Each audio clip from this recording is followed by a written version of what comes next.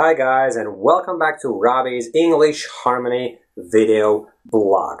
In today's video, I'm going to touch upon a subject that I've actually spoken about before, and it's the fact that you don't have to try to impress other people with your English.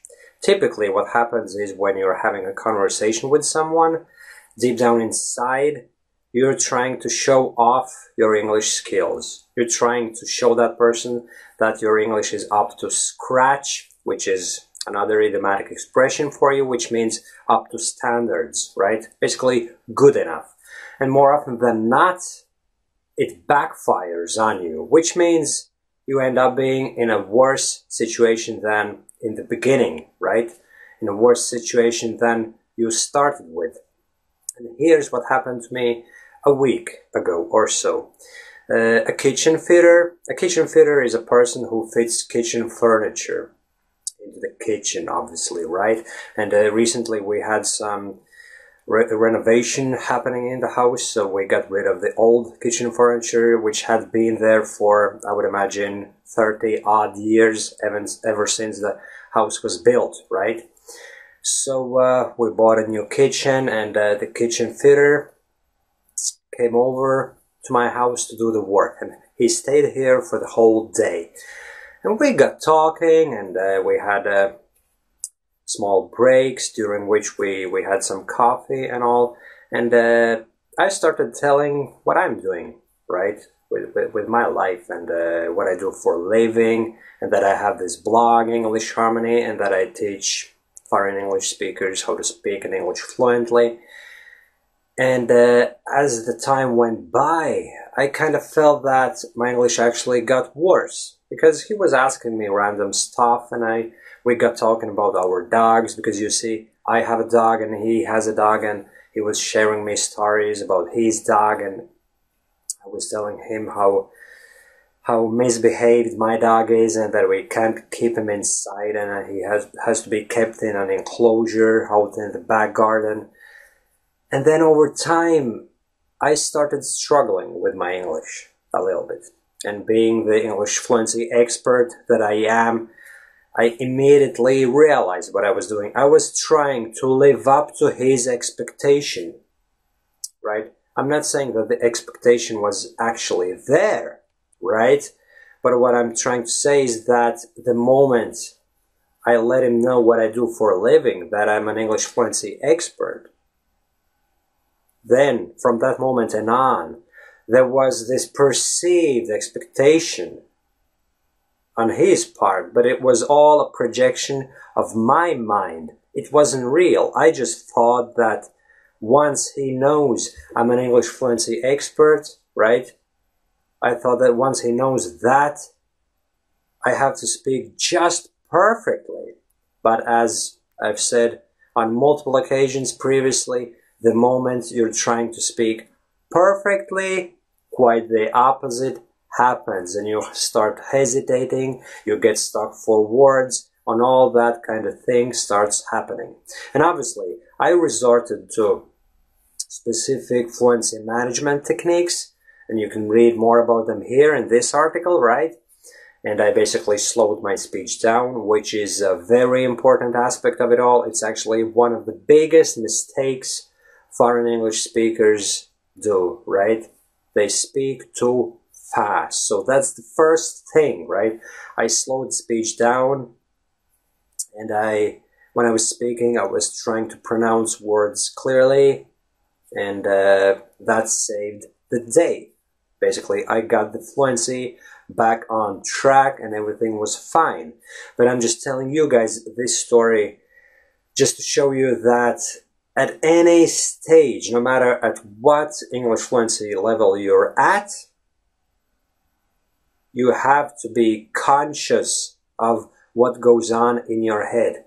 And you don't have to kind of meet the expectation of other people, whether those people really expect you to speak at a certain level, or it's maybe just you who believes that those people think that way, but in reality they just don't care about it, right?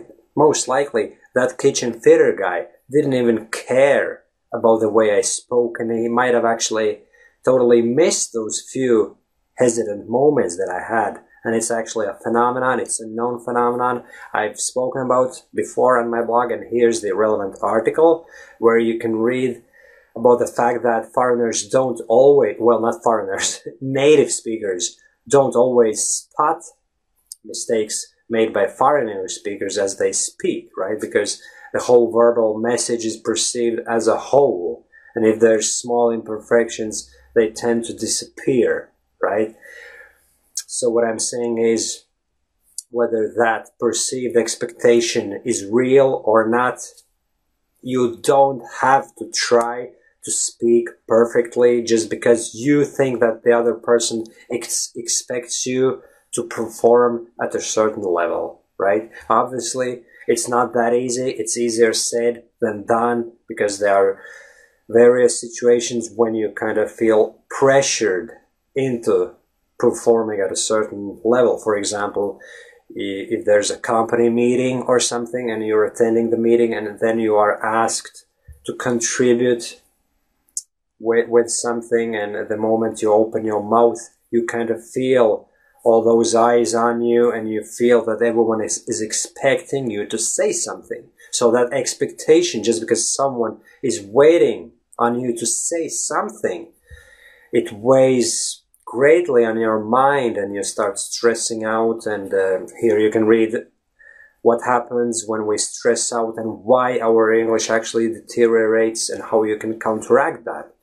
So, just like I said, the first thing is to slow your speech down, pronounce words clearly, and if that doesn't work, actually, there's a reverse psychology kind of technique that I've written about previously in this article here, and it might work on certain occasions when normal fluency management techniques don't really work for some strange reason, right?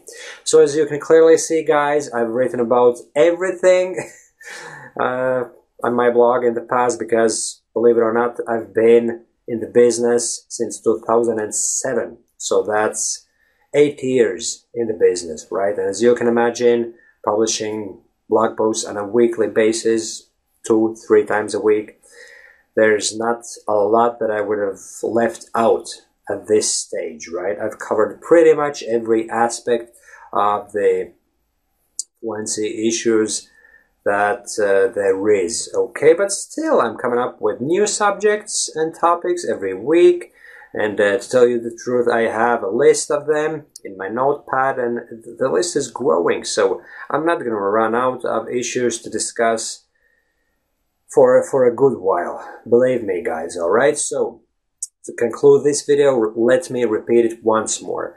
If you find yourself in a situation when you kind of start the conversation with speaking more or less fluently, and then you feel that you start speaking worse and worse, and your fluency just worsens over time, the first thing to do is slow your speech down and try to think for a second, are you really trying to impress the other person? Are you trying to live up to their kind of expectations of what kind of an English speaker you should be? And it shouldn't be taking you longer than a couple of seconds, really. At the moment you realize that, you have to tell yourself, listen, I'm not going to go down that road. Because if I do, and if I try to speak perfectly, fluency is just going to get even worse, and I won't be able to say anything. So don't mind your mistakes, just, don't mind mistakes, because the worst thing you can do is try to say something perfectly with perfect grammar, which makes you analyze your speech, and that's when the whole thing stops. You can just get stopped dead in your tracks, and you won't be able to say another word, because the information overload is just going to make your brain freeze, alright? So basically ignore mistakes, slow your speech down, try to pronounce words clearly, and kind of don't try to think about what the other person thinks, what they expect from you as an English speaker. Just try to think about the actual matter at hand, the matter you're discussing, what you actually want to say. Put it in very simple words, right? So many things are coming together in this video because there's another article about using very short sentences and simple speech. And that's how it happens. That's how English fluency is achieved. And obviously there's constant spoken English practice necessary in order to achieve all that. And here's an article I published actually this week. Was it this week? I'm not so sure. But anyway, this is a new set of guidelines for those who want to find out how to do the spoken English practice. And here you can find all the things you can do on my blog in order to practice your spoken English. All right? So with that, I'm concluding this video, guys, and I hope you had a few take-home. I constantly get confused with these terms. Take-home, take-away lessons. Home take home. It's one of those things I'm struggling a little bit myself, but I'm pretty sure it's a few takeaway lessons. Let me look it up. The old friend Google is going to come to rescue now. And obviously this is how it happens. You use quotation marks, always quotation marks, right? Take away lesson. And perform the Google search. Take away lesson. Yeah, people also say take away. There's 17,700 results returned by Google. And yeah, takeaway lesson. Yeah, so I hope you're gonna have a few takeaway lessons from this video. Implement it when you're doing your spoken English practice or when you're speaking with other people.